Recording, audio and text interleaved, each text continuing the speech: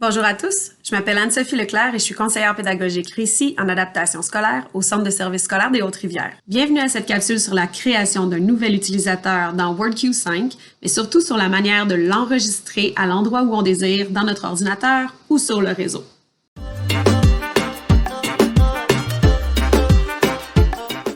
La première étape pour utiliser WordQ, mais surtout pour créer un nouvel utilisateur, ce serait d'ouvrir le logiciel en double-cliquant sur le raccourci qui devrait déjà être sur votre bureau si vous avez un ordinateur du centre de service, ou encore en utilisant la barre de recherche pour taper WordQ et sélectionner l'application dans la colonne de gauche.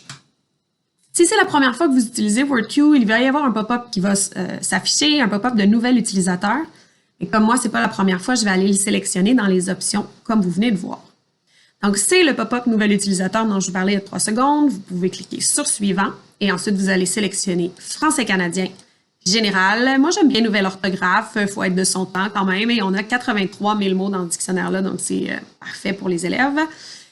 Pour le français canadien, on n'a que Louise. Malheureusement, il n'y a pas de voix d'homme dans WordQ pour le français canadien. Il y a par contre Hortense en français si vous préférez ça, mais moi j'aime mieux Louise, donc c'est ce que je vais conserver. Je clique sur Suivant et encore sur Suivant. Et là, je vais attirer votre attention sur l'endroit où s'enregistre votre utilisateur que vous venez de créer. Donc là, si vous êtes sur l'ordinateur du centre de service, normalement, automatiquement, ça va s'enregistrer dans vos documents. Et ça, c'est un endroit qui est en réseau. Donc, si le réseau plante ou qui est très, très lent, ça se peut que votre élève ait des difficultés avec son utilisateur. Donc, je vais vous montrer une façon de l'enregistrer sur le disque dur de l'ordinateur. Par précaution, si vous préférez toujours utiliser l'utilisateur sur le disque dur, vous pouvez toujours effacer les utilisateurs qui sont ici en sélectionnant et en appuyant sur « Supprimer » sur votre clavier, comme je viens de le faire pour mon utilisateur test. Donc, vous pourriez supprimer tous ces utilisateurs-là et comme ça, l'élève ne serait pas mélangé. Mais moi, je vous propose tout simplement d'aller sélectionner dans Windows C, qui est un disque dur interne de votre ordi.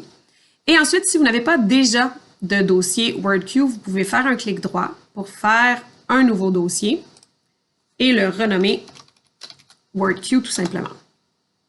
Ensuite, on double-clique pour aller l'ouvrir. Et là, moi, je ne veux pas que ça s'appelle test, je voudrais que ça s'appelle français. Là, vous remarquez peut-être, j'ai pas mis de cédille à mon C, je préfère ça dans les noms des fichiers. C'est plus pratique s'il n'y a pas de caractères spéciaux. Donc, franquet. Voilà. Et là, je l'enregistre. Voilà, je serai déjà prête à utiliser mon utilisateur franquet. Si jamais vous voulez que votre élève puisse changer d'utilisateur, il y a toujours l'option de le faire justement dans les options en ouvrant un nouveau fichier utilisateur. Donc, vous pourriez retourner dans les documents, chercher WordQ et aller reprendre un nouveau fichier utilisateur que vous utilisiez la dernière fois. Ceci conclut la capsule sur la création d'un utilisateur et l'enregistrement où on veut de cet utilisateur-là sur notre ordinateur ou sur le réseau. Bonne journée!